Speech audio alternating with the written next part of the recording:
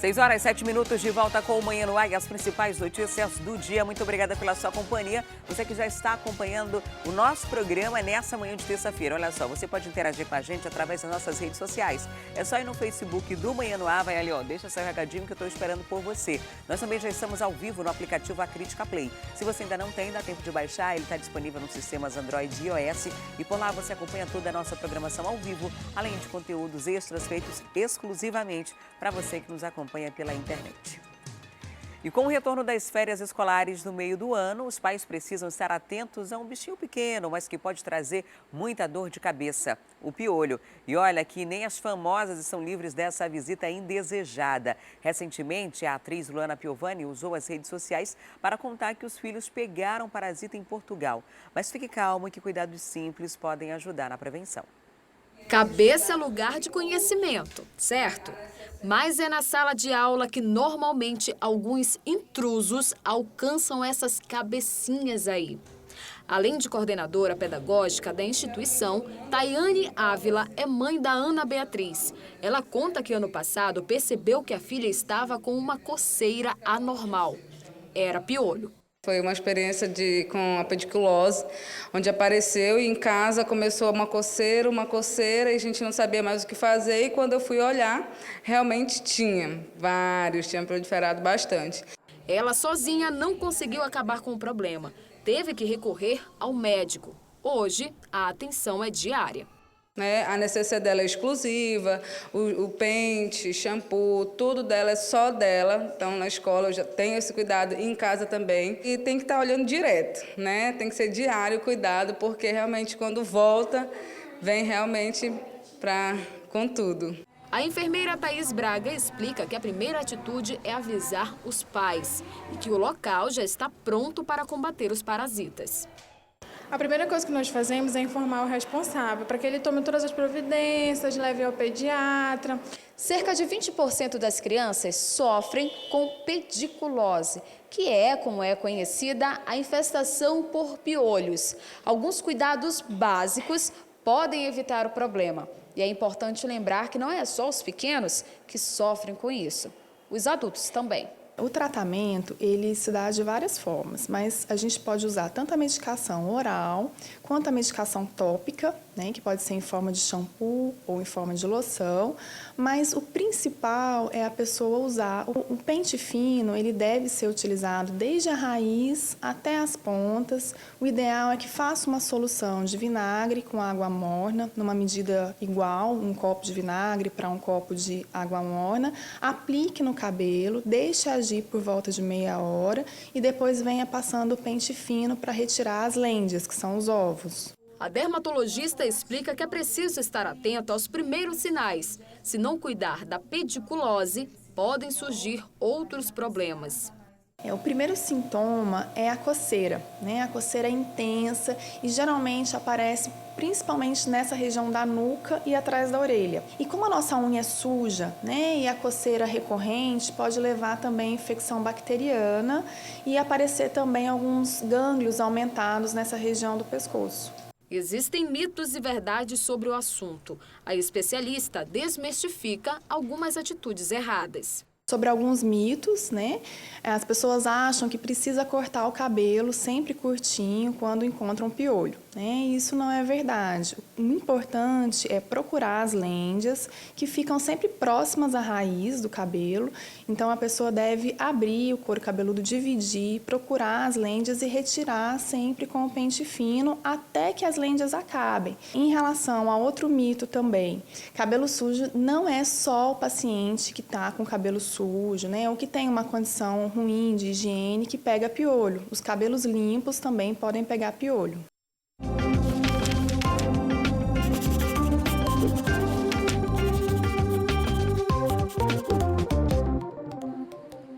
E uma parceria entre a Universidade Estadual do Amazonas e o Alto Comissariado das Nações Unidas para Refugiados tem levado oportunidade de aprendizado da língua portuguesa para imigrantes. Refugiados e imigrantes acolhidos pela educação. É no aprendizado da língua portuguesa que o projeto Português para Estrangeiros Imigrantes faz a inclusão. Hoje, o curso possui 60 alunos imigrantes divididos em turmas de português iniciante e intermediário. Cada um deles possui uma história de vida diferente, mas o que tem em comum é a vontade de aprendizado, que vai levá-los ao mercado de trabalho. Hazel Padron está em Manaus há um pouco mais de um ano. Ele conta da dificuldade em entender a língua portuguesa, apesar da proximidade de pronúncia com o espanhol. Quando eu cheguei aqui no Manaus, eu não entendia direito o que a gente estava falando. E isso é uma coisa difícil. E, por exemplo, quando eu já estava lá na Pacaraima, era ainda muito pior. O venezuelano ganha um trocado sendo autônomo. Ele faz desenhos. Com o curso, desenvolveu o português e conseguiu até a oportunidade de realizar uma exposição com a sua arte. Eu consegui muita ajuda com uma gente que incluso me está ajudando para fazer uma exposição. E vai ser dentro de pouco, graças a Deus. E não me arrependo de aqui visitar o Brasil. É o primeiro país que eu visito. Os professores são também alunos de letras da UEA. Na mesma medida que ensinam, eles também aprendem. É a partir dessa interação é que nós conseguimos aplicar uma boa aula. Entra no cotidiano de professora, como é que fala isso em português, como é que fala isso... E eu pergunto deles como é que fala isso em espanhol para eu tentar contextualizar com eles. Então é uma troca bem diferente, é uma metodologia diferente também. Então, eu fico muito feliz e agradeço muito essa oportunidade de conseguir ser voluntária nesse projeto. O espaço é cedido pelo Serviço Jesuíta a Imigrantes e Refugiados da Arquidiocese de Manaus. O trabalho é feito em parceria com a UEA e Alto Comissariado das Nações Unidas para os Refugiados. Produção textual, bate-papo e outros tipos de interações fazem parte da linha usada para repassar o conhecimento. Tudo pensado pela coordenação do projeto. A professora Maristela Silva fala sobre a dificuldade que os alunos enfrentam para concluir as aulas. A gente tem um problema que os alunos eles estão em busca de emprego. Então, às vezes eles começam o curso, mas tem um dia que eles têm uma entrevista de emprego, por exemplo. Às vezes eles se atrasam mais, às vezes eles não vêm para a aula. Muitas vezes, quando eles conseguem emprego, que a gente fica muito feliz por eles conseguirem emprego, eles param de vir, para as aulas. Na conclusão, os alunos recebem um certificado ao final do curso. A gente tem tentado várias estratégias para manter os alunos no curso, porque no final de cada semestre, que a gente chama módulos, nós temos 2 módulos no curso, eles recebem um certificado legitimado pela UEA, E isso para eles, até para a procura de empregos, é bom. E enquanto as grandes empresas estão demitindo, os micro e pequenos empreendimentos vão na contramão, abrindo cada vez mais novos postos de trabalho. No mês de maio, por exemplo, mais de 30 mil novos empregos foram gerados no país. E a tendência é que esse setor gere ainda mais vagas. Lucas passou quase um ano sem emprego. Um período difícil que chegou ao fim quando ele conseguiu um serviço temporário nesta loja de materiais de construção. Ele fez um bom trabalho e acabou sendo contratado. Trabalhando aqui para botar comida dentro de casa, porque tem criança pequena é ruim, tem que segurar, porque o trabalho está ruim. A loja está no mercado há quase 40 anos. Começou bem pequena, com 2 funcionários. Mas hoje já trabalham aqui 9 empregados de carteira assinada e em épocas de muitas vendas, chegam para ajudar alguns temporários. Quando aumenta a demanda, às vezes as pessoas vêm aqui, procuram emprego, aí a gente pega tipo uma diária, Eles fazem um serviço aqui e às vezes a gente fica com esses funcionários, quando eles mostram realmente que estão interessados. De 2015 para cá, o número de micro e pequenas empresas no Amazonas aumentou 22%. Esses empreendimentos já representam 99% de todas as empresas no Brasil e foram responsáveis pelo saldo positivo de empregos em maio. Foram 38 mil novos postos de trabalho em todo o país. No mesmo período, as grandes corporações demitiram mais de 7 mil pessoas. Os pequenos negócios eles têm um quadro de funcionário reduzido, então o custo de desligar um funcionário é custoso do ponto de vista financeiro para a empresa, então ela retarda o máximo possível para que isso aconteça. Já numa grande não, ela tem fluxo de caixa, ela tem caixa suficiente para demitir uma pessoa a qualquer hora e, na medida que precisar, fazer novo processo para contratar outros. Por outro lado, apenas metade dos novos empreendimentos sobrevive mais de 2 anos. Por isso, a especialista em estratégia do Sebrae recomenda que, antes de abrir novos negócios, é preciso muita pesquisa e planejamento. É importante dominar finanças, é importante conhecer de marketing, porque você tem que oferecer um produto com boa qualidade, com uma margem de lucro suficiente para dar continuidade no negócio e, principalmente, você tem que conhecer e lidar com o mercado. E olha só, daqui a pouquinho a gente vai falar sobre as vagas de emprego disponíveis nos postos do Cine hoje. É uma boa notícia porque as vagas continuam sendo várias em várias áreas. Só para você ter ideia, hoje são quase 300 oportunidades para você que está em busca de emprego. Ontem foram 200 vagas para preenchimento imediato para enfermeiros. Isso fez o Cine lotar, o Cine Amazonas, que fica na Djalma Batista. E hoje tem quase 300 vagas disponíveis. Daqui a pouquinho a gente vai falar para você aí de casa como você pode se preparar e concorrer a uma delas, para você também saber que vagas são essas. Mas de antemão, já prepara a sua pasta com o currículo, toda a sua documentação completa para você concorrer a uma dessas vagas ainda hoje.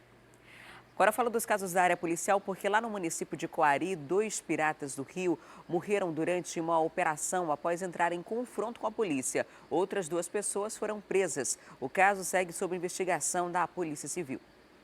Você com certeza já ouviu falar de piratas nos rios da Amazônia. Segundo a polícia, essa informação é verídica. Isso porque os policiais do 5º Batalhão de Polícia Militar do município de Coari estavam fazendo patrulhamento de rotina em um rio ali da região, quando avistaram um ribeirinho. Ele estava chamando esses policiais para informar que uma lancha havia acabado de passar por ele com 6 homens fortemente armados. Os policiais pegaram essa informação e seguiram atrás dessa lancha, mas sem sucesso. Até que eles chegaram na comunidade de Santa Isabel do Barro Alto. Lá, os moradores dessa comunidade confirmaram essa informação, dizendo que também avistaram essa lancha com esses homens.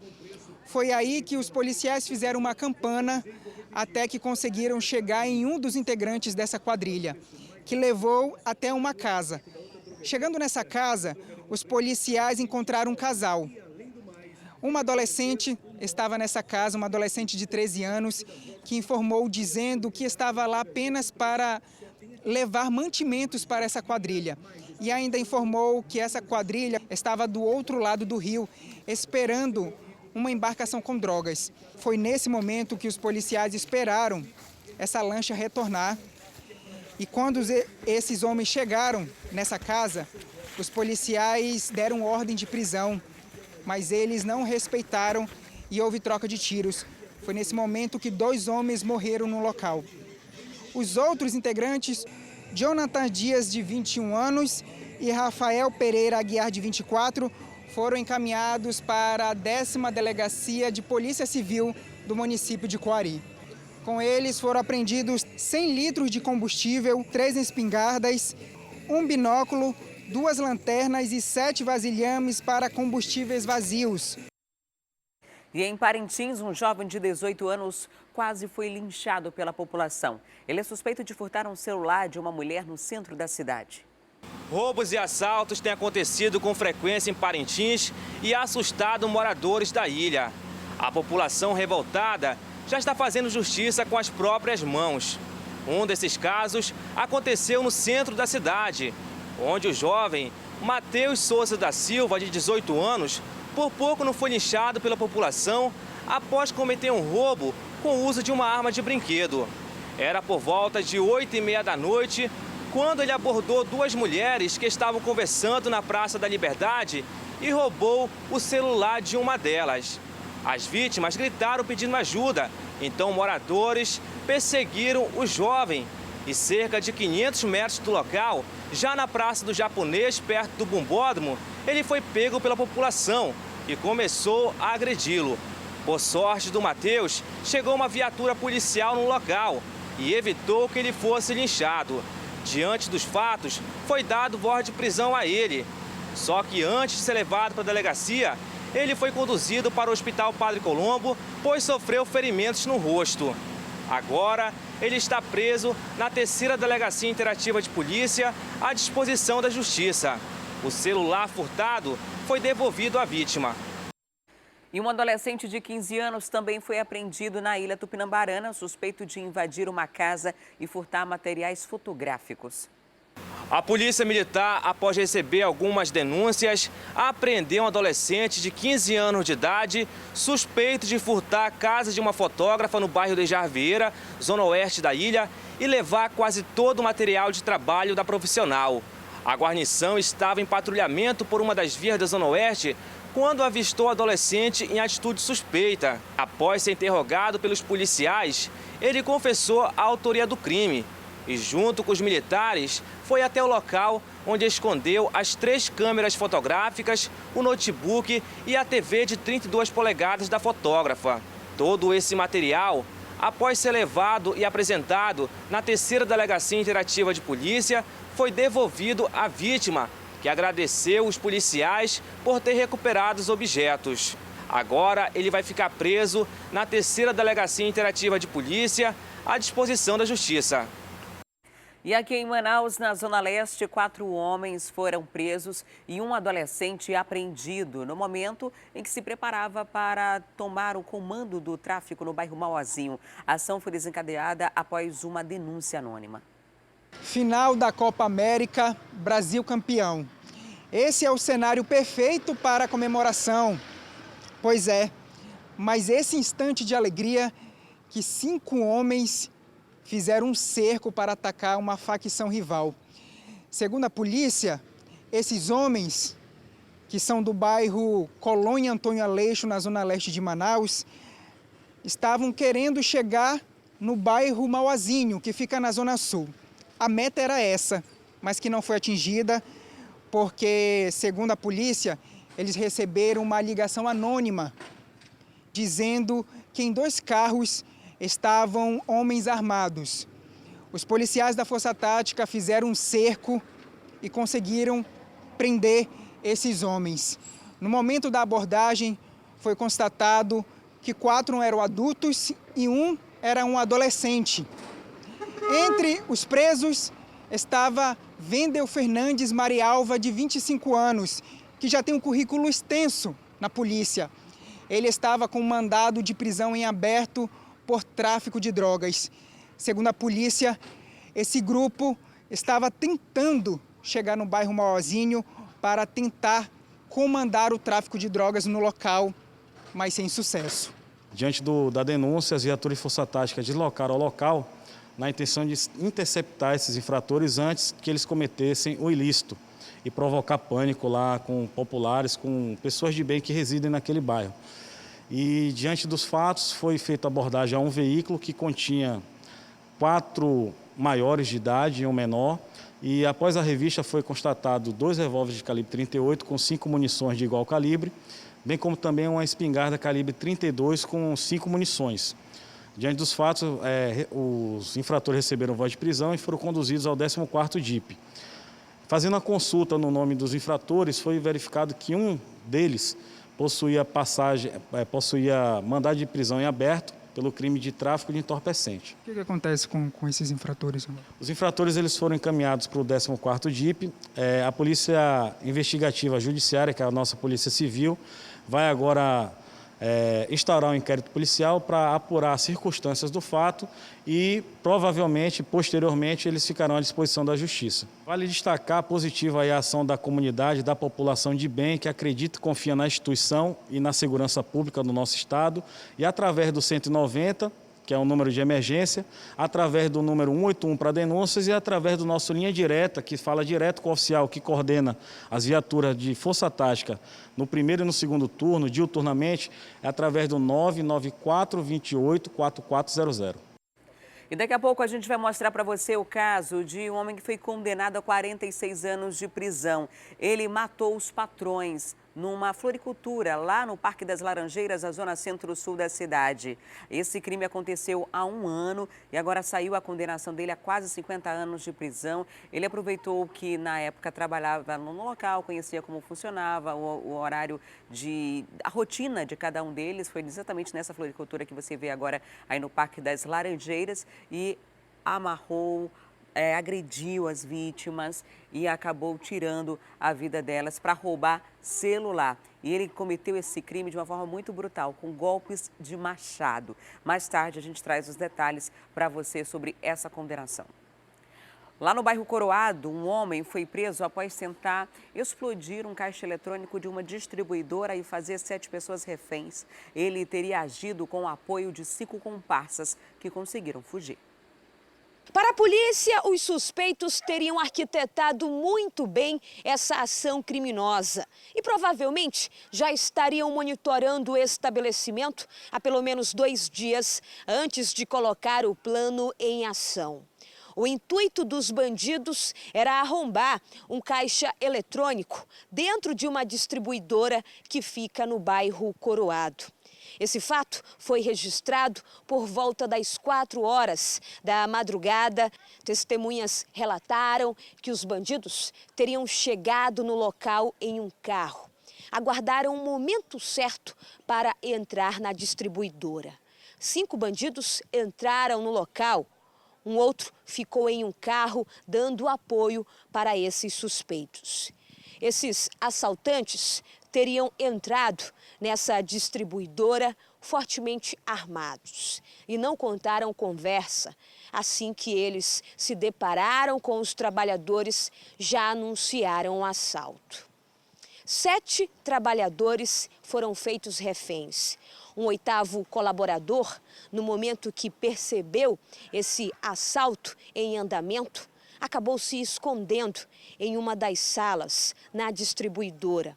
E foi essa vítima, que não teve o nome revelado, que denunciou o caso para os policiais da Ronda Ostensiva Cândido Mariano. A gente recebeu o chamado via Centro de Operações, informando que a uma guarnição da 11ª havia recebido a informação desse roubo que estaria acontecendo na distribuidora.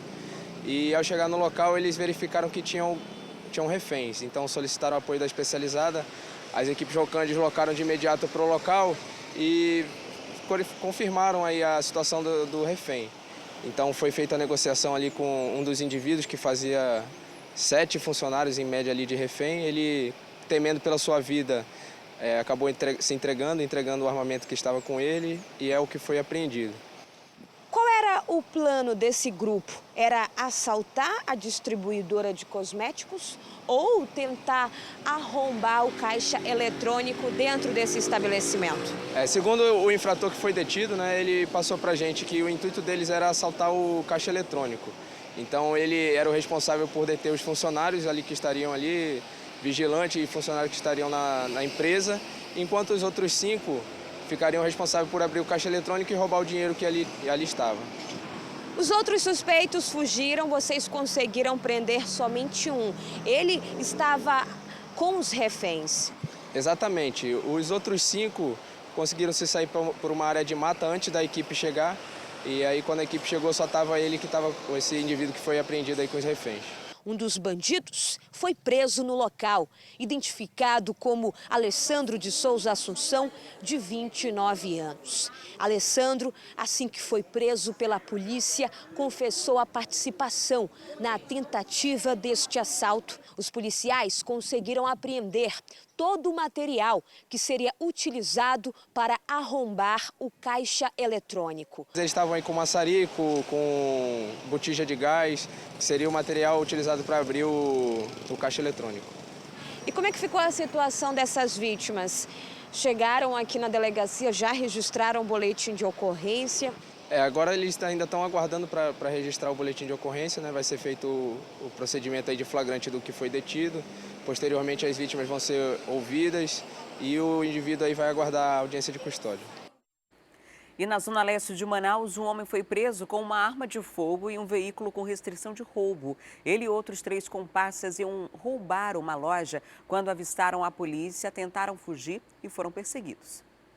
O homem foi identificado como Luiz Carlos Nascimento dos Santos, de 24 anos. Ele estaria nessa área comercial aqui na Avenida Brigadeiro Hilário Gurjão, com outros comparsas. Luiz Carlos e os outros suspeitos iriam cometer um assalto em uma loja nessa região da cidade.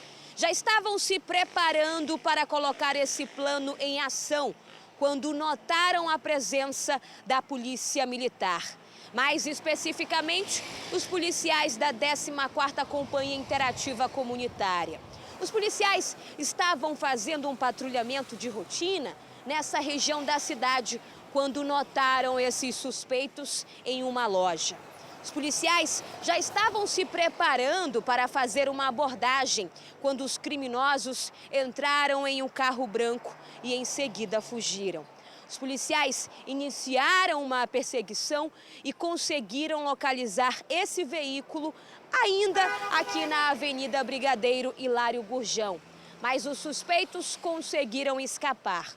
Os policiais monitoraram a área e conseguiram localizar um deles, o Luiz Carlos Nascimento dos Santos, de 24 anos. Esse homem tentou se esconder da polícia em uma residência nessa área da cidade. Os policiais conseguiram localizá-lo. Em seguida, fizeram a abordagem e ele se entregou e confessou o crime. Os PMs encontraram com ele uma arma caseira, uma munição e a chave do veículo. Os PMs consultaram a placa do carro e notaram que o veículo tinha uma restrição de roubo. Bom, nós recebemos a informação, os policiais deslocaram-se até a rua Hilário Gurjão, né, a avenida conhecida aqui como a área do Fuxico, centro comercial conhecido aqui na Zona Leste, e interceptaram o veículo. E os meliantes empreenderam fuga.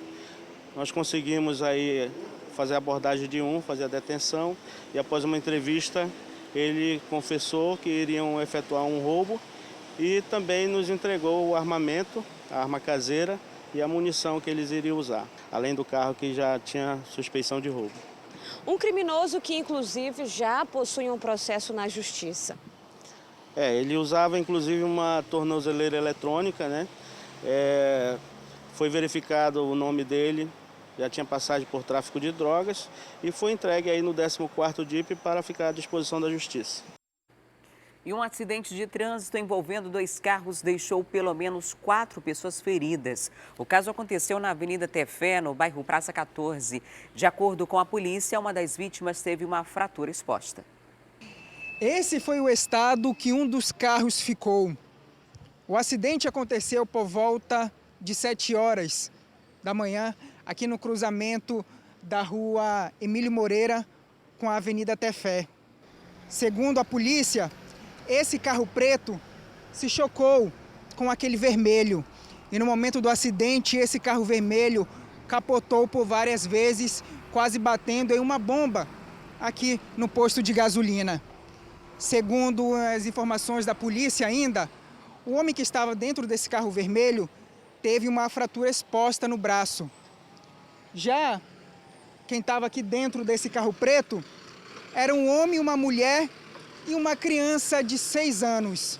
Os envolvidos nesse acidente foram encaminhados para o 28 de agosto e a criança para o pronto-socorro da criança.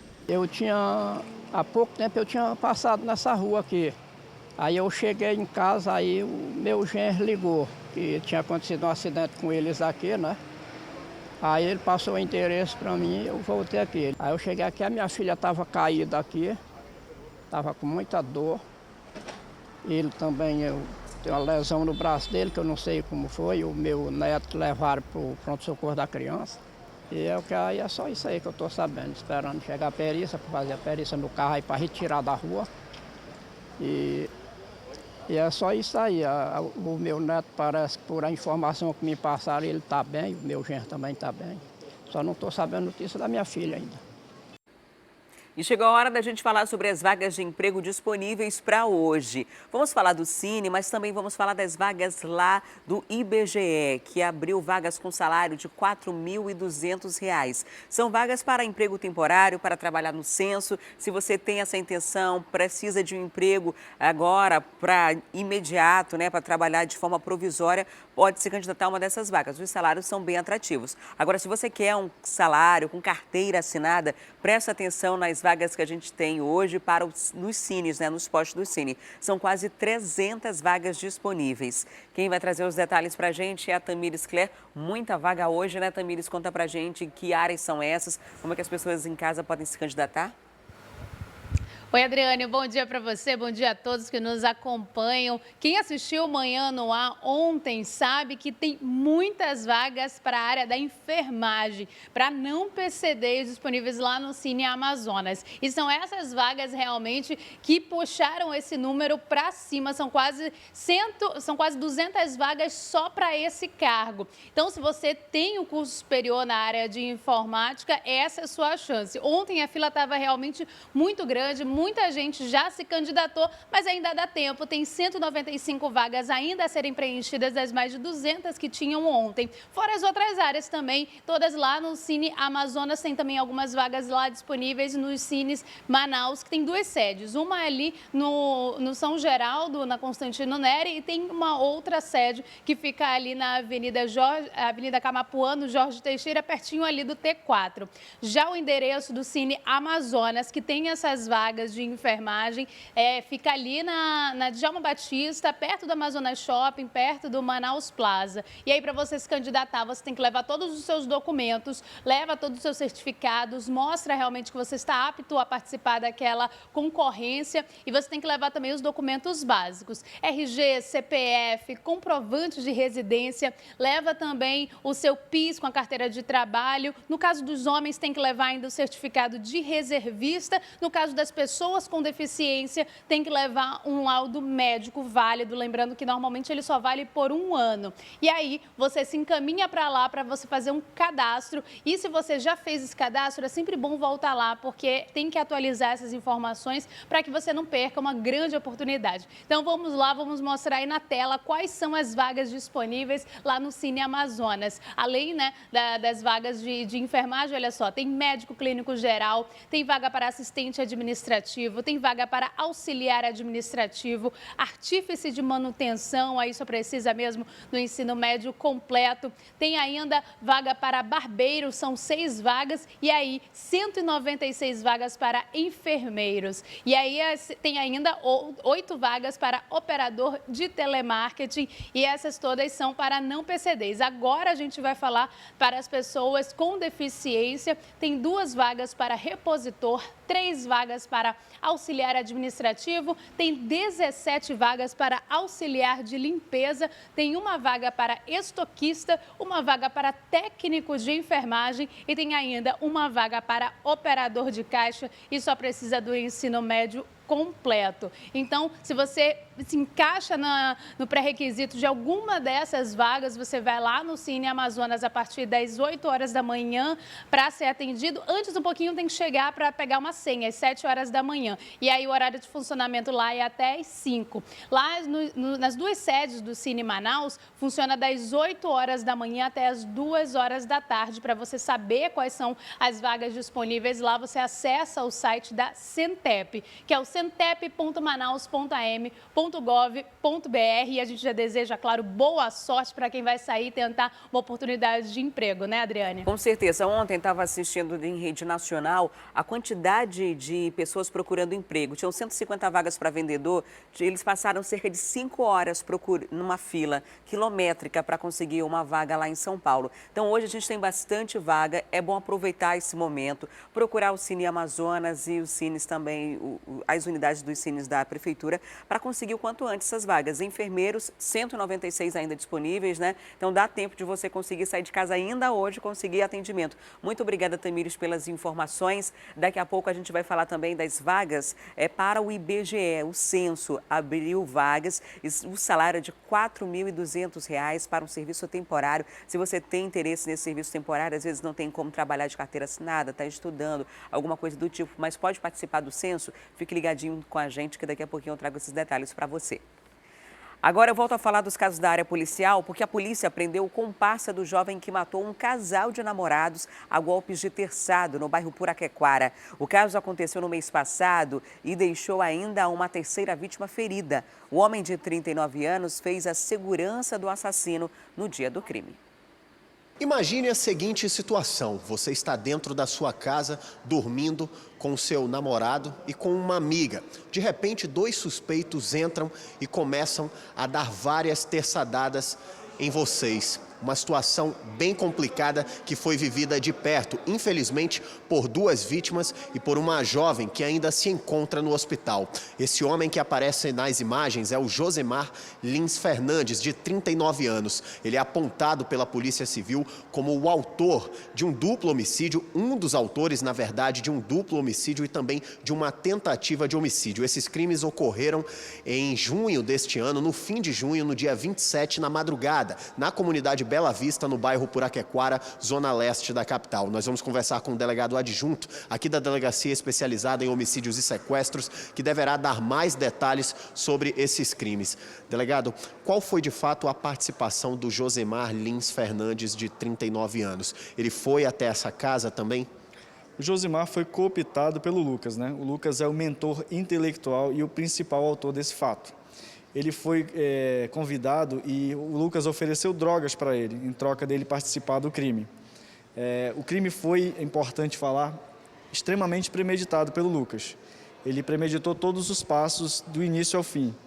Não aceitava o fim do relacionamento dele com a Casey, que é a menor que faleceu depois pela gravidade dos golpes, e infelizmente planejou toda essa situação. O Josemar foi o responsável por dar segurança ao Lucas, enquanto ele desferia efetivamente os golpes nas vítimas. Só para deixar claro para você que está em casa, o crime ocorreu da seguinte forma: uma casa na comunidade Bela Vista, no bairro Puraquequara, na zona leste da capital. Dentro dela estavam Casey Rodrigues, uma adolescente de apenas 15 anos, e o companheiro dela, um jovem de 19 anos, identificado como Wellington Araújo, além de uma amiga de Casey, uma jovem de 22 anos. Esses 2 suspeitos aproveitaram a pouca movimentação da madrugada, entraram nessa residência e aí esfaquearam, deram vários golpes de terçados nessas 3 vítimas.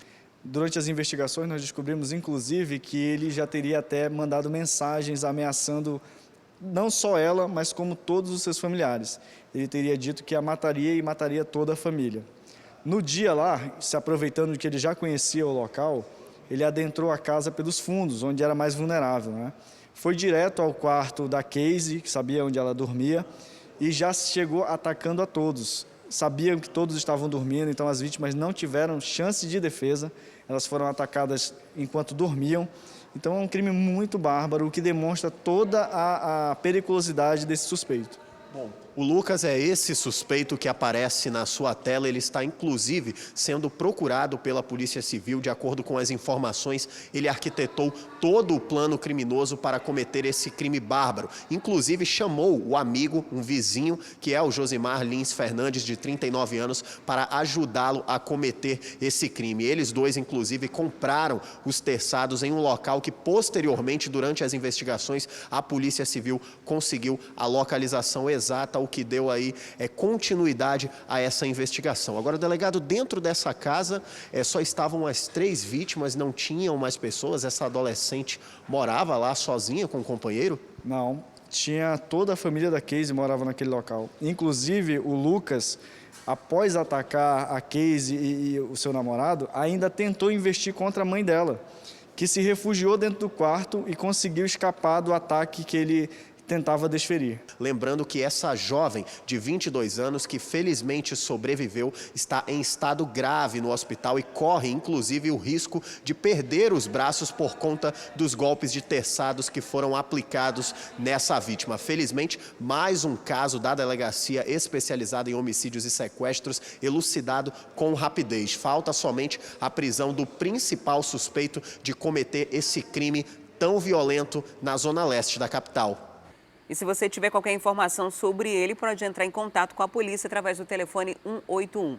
E chegou o momento da gente ir ao vivo lá para a Rádio FM O Dia. Vem comigo, vamos conversar com o Emanuel Cardoso, que está lá na 93.1. Olá, Emanuel, muito bom dia. Oi, Adriane, bom dia para você, bom dia para quem te acompanha aí na tela da TV A Crítica. Começa hoje o julgamento do caso que ficou conhecido como Fim de Semana Sangrento aqui em Manaus, lá em 2015. Para atualizar o nosso telespectador, policiais militares e outras pessoas são acusadas de participar de um grupo de extermínio. Nesse dia, morreu um sargento da PM. Logo depois, várias pessoas foram morrendo durante a madrugada inteira, durante o fim de semana. Eu lembro que, na época, a gente tinha medo, inclusive, de sair de casa, né? O vídeo que aparece aí, para quem está acompanhando pela TV, é da morte do sargento. A gente tinha medo de sair de casa porque ninguém entendia muito bem se eles estavam matando pessoas relacionadas ao crime, se era gente aleatória. Ninguém entendia o que estava acontecendo. E agora essas pessoas vão à júri popular, né, Emanuel? Exatamente, né? A morte ocorreu no dia 17, né, no bairro de Educandos. A madrugada do dia 18 foi quando as mortes começaram a acontecer. Adriane, eu tenho os nomes divulgados aqui pelo tribunal dos que vão a julgamento nesse primeiro processo, hein? A divulgação do tribunal da terceira vara, que é um primeiro processo. O Dorval Júnior Carneiro Matos, o Bruno, perdão, Bruno Cesane Pereira, Silvio José Silva de Oliveira, o Klebert Cruz de Oliveira e o George McDonald Rodrigues de Oliveira. Eles vão a julgamento hoje, um julgamento que deve ser presidido pelo juiz Mauro Moraes Antoni, no Fórum Enoque Reis. Há um sistema de segurança montado em torno deste julgamento. Não será permitido, por exemplo, a utilização de equipamentos eletrônicos, muito menos o registro de imagem, seja em vídeo ou foto, durante o julgamento. A imprensa vai ter que fazer aquele esquema lá que a gente sempre faz, Adriane, de ir para o julgamento, assistir e fazer exatamente, fazer a cobertura, passar as informações do lado de fora da sala do julgamento. Você falou bem aí em relação aos crimes ocorridos no fim de semana sangrento em Manaus, na operação policial que passou a investigar e ficou conhecida justamente pelo nome de Operação Alcateia.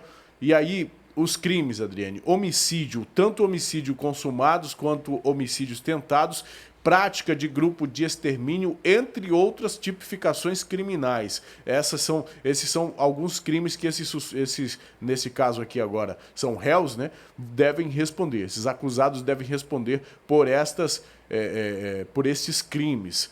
E também vai depender da participação de cada um. É um esquema montado e a gente vai acompanhar, Adriane, o resultado desse julgamento. Essa operação Alcateia, que investiga esse caso desde 2015, ela identificou durante esse período criou 5 processos, né? Dividiu esses casos, porque tem casos que envolvem policiais, tem pessoas que não eram policiais, que também são envolvidas nesse caso de acordo com a investigação. E por que eles vão à júri popular? Porque há indício suficiente dessa formação desse grupo de extermínio, dessas execuções todas e da culpabilidade deles. Então, quando há uma situação como essa, vai à júri popular, né? A gente não vai poder acompanhar, de fato, nem o uso de equipamento eletrônico. Quem for participar da audiência, ainda que seja algum familiar, alguém que seja do próprio júri mesmo, compondo o júri, todo mundo passa por uma revista, é bem criterioso. E esse caso chamou muita atenção porque foram 35 mortes depois da morte do sargento, né? Então foram mortes assim aleatórias em bairros diferentes, agora com as mesmas características, com os carros e motos que foram utilizados também, os relatos, independentemente se era na Zona Sul, se era na Zona Leste, onde o crime acontecia, eram os mesmos veículos. Então deu para entender que havia uma junção, né? Havia uma semelhança nas características e que esses crimes estariam correlacionados. Então, por isso, o Ministério Público fez esse levantamento todo, apresentou a denúncia que foi acatada e agora a gente começa um processo de julgamento já desses réus, que deve durar bastante tempo, não somente porque com esses que vão ser já julgados hoje, iniciar o julgamento hoje, mas aos demais, né, já que foi dividido em 5 processos essa Operação Alcateia. Emanuel, daqui a pouquinho a gente volta a conversar sobre outros assuntos aqui no Manhã no Ar. A gente volta, também. Adriane. Agora, só um detalhe, Adriane, em relação a esse caso, que de fato mostra que os crimes estavam conectados, foram justamente os indícios a partir das cápsulas, né, encontradas nas cenas de crimes, que pela investigação foi verificado que de fato foram munições adquiridas pela Secretaria de Segurança, o que acabou levando a essa suspeição da participação de policiais e ainda em crimes, como você disse, que não estavam conectados diretamente à morte do sargento, como por exemplo a morte de traficantes para a apropriação tanto de armamentos quanto também das drogas, do conteúdo das drogas por eles. É muito crime, é muita coisa, foi de fato um fim de semana sangrento, não é à toa que esse caso recebeu esse nome, Adriane. Daqui a pouco a gente volta a conversar. Tá certo, Emanuel. Muito obrigada pelas informações, até daqui a pouco. E olha só, 7 pessoas foram presas suspeitas de torturar e assassinar um adolescente de 14 anos por causa de uma dívida relacionada ao tráfico de drogas. O crime aconteceu em abril desse ano, no bairro Dom Pedro. O mandante da execução foi preso no estado do Ceará. Um crime violento. A vítima, Davi Matos Batista, um adolescente de apenas 14 anos. Segundo as investigações feitas pelos policiais civis aqui da delegacia especializada em homicídios e sequestros, 7 suspeitos são apontados como os autores dessa execução. O crime ocorreu em abril deste ano em uma casa no bairro Dom Pedro e teria sido motivado porque esse adolescente estaria devendo uma quantia para um dos suspeitos referente à venda de drogas. Nós vamos conversar agora com o delegado titular aqui da delegacia especializada em homicídios e sequestros, delegado Paulo Martins, que vai dar mais detalhes sobre a dinâmica desse crime. Delegado, o adolescente estaria devendo dinheiro para o Anderson, vulgo Peruca, que seria inclusive o mandante dessa execução. Exatamente. Foi o que nós apuramos nas nossas investigações. Peruca, apesar de estar refugiado lá no estado do Ceará, ele comandava o tráfico de droga de lá, desse estado, e ainda as execuções relacionadas ao tráfico de droga. O Davi foi mais uma vítima, estava devendo dinheiro para o tráfico e acabou sendo, o Peruca acabou ordenando os parceiros que o executassem assim que eles o encontrassem. Assim foi feito, ele foi encontrado, levado para uma residência no local onde ele foi torturado. Essas torturas foram filmadas e posteriormente ligaram para o Peruca para receber a autorização da execução. Assim que o Peruca recebeu a ligação, deu o ok para a execução e eles levaram a vítima para o bairro do Dom Pedro, local onde eles executaram. Delegado, foram cumpridos 7 mandados de prisão em nome desses suspeitos. 6 foram cumpridos aqui mesmo, em zonas distintas da capital. Já o 7º mandado, em nome do Anderson Peruca, foi cumprido no estado do Ceará. O que ele estava fazendo lá? Estava escondido, sabia que tinha um mandado de prisão em aberto para ele. Sabia que também está marcado para morrer. Ele é membro de uma determinada facção e membros de outra facção rival já o querem morto. Então isso o levou a se refugiar lá no estado do Ceará, em Fortaleza, mais precisamente. Sabíamos que ele estava lá, recebemos informações, baseado nessas informações fomos até o local e executamos a prisão dele. Os suspeitos foram identificados como Anderson Barbosa Felipe, de 34 anos, conhecido como Peruca. Ele que seria o mandante dessa execução contra esse adolescente de apenas 14 anos. Depois dele temos o Kleber Costa Souza, de 21 anos, Everton Kaique Freire, de 25, conhecido como Chocopinho, Juan Adonai da Costa Pereira, de 21 anos, Valcir Nascimento Freire, de 18, o Peixe, além de Vitor Manuel Rebelo dos Santos, também de 18 anos, e o Wendel Maicon Rodrigues dos Santos, de 19, conhecido como Maluquinho. Todos esses suspeitos participaram, infelizmente, dessa execução desse adolescente de apenas 14 anos, identificado como Davi Matos Batista, um jovem que tão cedo se envolveu no mundo do crime e teve a vida retirada por criminosos. Lembrando que 2 dos suspeitos que foram apresentados aqui na Delegacia Especializada em Homicídios e Sequestros usavam tornozeleira eletrônica, que é um equipamento dado pela Justiça para monitorar presos do regime semiaberto e evitar que eles cometam mais crimes. Mais uma ação rápida da Delegacia Especializada em Homicídios e Sequestros que elucidou esse caso. 7 presos, alguns ainda estão foragidos, mas a polícia já tem a identificação e deverá prendê-los. Esses suspeitos que foram presos em cumprimentos de mandado de prisão deverão agora ficar à disposição da Justiça.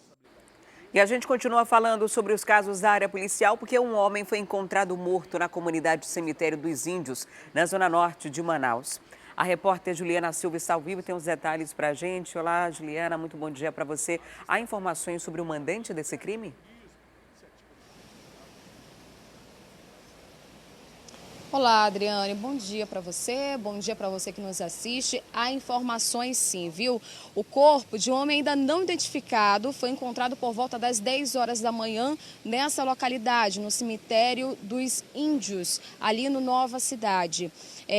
Segundo perícia da Polícia Civil, ele foi morto com 3 facadas no tórax e o corpo foi encontrado amordaçado e com as mãos para trás. Ao lado desse corpo também foi encontrado uma placa de papelão com o seguinte dizer: foi Tio Patinhas quem mandou. Segundo policiais da 15ª SICOM, que foram acionados pelos CIOPs para então atender a ocorrência, o Tio Patinhas é um dos mandantes do tráfico de drogas aqui na cidade. O corpo ele foi levado pelo Instituto Médico Legal, para fazer perícia. O caso vai ser investigado pela Delegacia Especializada em Homicídios e Sequestros e, segundo informações dos moradores repassadas aos policiais, eles não conhecem o homem, nunca viram a vítima passar ali pelaquela área dos cemitérios dos Índios e também que possivelmente ele tenha sido morto em outro local, na comunidade Urucaia, que fica próximo ali também daquela localidade e que talvez ele tenha sido arrastado até ali a área onde o corpo foi encontrado, viu, Adriane? Volto com você. O cemitério dos Índios, essa comunidade aí, na verdade é uma invasão, que ganhou grande proporção nessa área da cidade da Zona Norte e virou um cemitério de fato. Eu já perdi as contas de quantas vezes a gente noticiou homicídios nessa área. É uma área em que há uma disputa grande de tráfico de drogas. Há uma imposição, alguns moradores já chegaram a dizer que são cobrados, funciona uma espécie de milícia no local, são cobrados para poderem morar ali, ter a permissão de morar. Quem se recusa morre. Eles executam as pessoas no meio de todo mundo, sem nenhum tipo de preocupação e afrontam a polícia, Porque uma vez que esses crimes acontecem com tanta frequência e você ainda deixa um bilhete, ainda diz quem mandou matar, serve tanto para amedrontar quem está por perto, e isso é uma característica muito comum do tráfico de drogas, impor respeito através de medo, e do outro lado, a gente aproveita para cobrar uma resposta das autoridades policiais do setor de segurança pública em relação a esses constantes casos. Muito obrigada, Juliana, pelas informações. E por falar em violência, um relatório da ONU divulgado ontem sobre as taxas de homicídio internacional no mundo em 2017 indica que o Brasil é o segundo país mais violento da América do Sul. Atenção, moradores. Estamos presentes para garantir a paz e a segurança. O Brasil registrou 30,5 homicídios para cada 100 mil habitantes, perdendo apenas para a Venezuela, onde o número subiu de 13 para 56,8 homicídios voluntários, um aumento de 350%. Na Colômbia, o número passou de 80 para 30, uma queda parcialmente atribuída à intensificação das ações do Estado contra o tráfico de drogas. Os dados da América Latina se destacam em relação à média mundial, 6,1 homicídios, e são muito mais altos que os registrados em outras regiões do mundo. El Salvador, com mais de 62 homicídios, e Honduras, com 41,7, lideram a lista dos países mais perigosos da América Central. Milhares de cidadãos emigram anualmente destas nações para os Estados Unidos, fugindo da violência e pobreza. O documento também destaca que a taxa de mortes violentas na América Latina é entre 8 e 11 vezes maior entre os homens do que entre as mulheres. E o autor confesso de um latrocínio ocorrido em junho do ano passado no Parque das Laranjeiras foi condenado a 46 anos de prisão. As vítimas foram mortas a golpes de machado. E é sobre esse caso revoltante que a gente conversa agora com a Tamires Cler, que continua ao vivo com a gente. Tamires, qual era a relação entre o autor desse crime e as vítimas? Adriane, ele trabalhava há 3 dias como jardineiro na floricultura do casal. Ele esperou que o marido, o Kazuyasu Takano, de 68 anos, chegasse à floricultura. Ele ainda tomou um banho e foi depois, quando ele saiu, o Matheus estava lá, Matheus Ferreira, e ele golpeou e tentou enforcar o patrão dele. Ele desmaiou ali no chão e logo depois ele recobrou os sentidos, acordou, e aí foi quando o Matheus pegou um machado que estava ali e golpeou o patrão dele. O golpe pegou na cabeça, na nuca e também ali no pescoço da vítima, que morreu, claro, ali na hora mesmo. Momentos depois, chegou a esposa do Kazuyasu, é um nome um pouco complicado, mas depois chegou a esposa dele, a Maria Soliange Alves Oliveira, de 39 anos. No total, o Matheus roubou R$600, R$500 que estavam no bolso do patrão e mais R$100 que estavam com a patroa. Ele ainda roubou os aparelhos celulares das vítimas. Ele, em depoimento à polícia, chegou a afirmar que fez isso porque precisava ajudar a esposa e o filho dele, que estava doente. Os dois moravam, na época, em Coari. Ele, inclusive, mandou uma parte desse dinheiro para a esposa. Outra parte, ele ficou aqui, comprou comida, comprou roupas para ele também, vendeu os celulares no centro. Um deles, inclusive, por R$40. E ele foi, então, condenado por esse crime, que na época ele chegou a confessar mesmo, e ele foi condenado a 46 anos de prisão em junho. A defesa já recorreu da decisão. Foi um crime realmente que chamou muita atenção na época por conta da proximidade ali dele, né? Porque ele era um empregado, estava ali já ganhando a confiança do patrão, e quando ele cometeu esse crime, Adriane. Revoltante, né? A pessoa dá emprego para outra, né? 3 dias depois acaba morrendo porque essa pessoa queria dinheiro de uma forma muito mais fácil. E R$600 para tirar a vida de um casal e mais 2 celulares. Eu lembro desse caso, Tamires, há um ano, quando a gente noticiou aqui, porque esse casal tinha um filhinho que estava na escola, e aí não foram buscar essa criança. E aí o pessoal da escola começou a ligar para eles e ninguém atendia. Aí conseguiram contato com uma tia dessa criança que pegou. E aí quando eles foram para a floricultura, que foi onde o crime aconteceu, chegaram até lá, a criança, junto com a irmã de um deles, viu os corpos, né? Um deles estava amarrado próximo a uma árvore. Foi algo muito, muito triste e revoltante. E essa pessoa que queria esse dinheiro fácil agora fica condenada a quase 50 anos de prisão, né? Pelo menos nesse caso aí a gente tem um caso concreto, elucidado. Muito obrigada, Tamires, pelas informações. E agora a gente faz uma pausa para o intervalo e na volta a Petrobras anuncia mais uma queda no preço da gasolina e no diesel. Será que dessa vez os preços vão cair nas bombas? Será que a gente vai sentir de fato essa redução? Porque até agora nada aconteceu. E ainda, a BR-319 pode ser recapeada nos próximos meses. Os detalhes eu conto já já.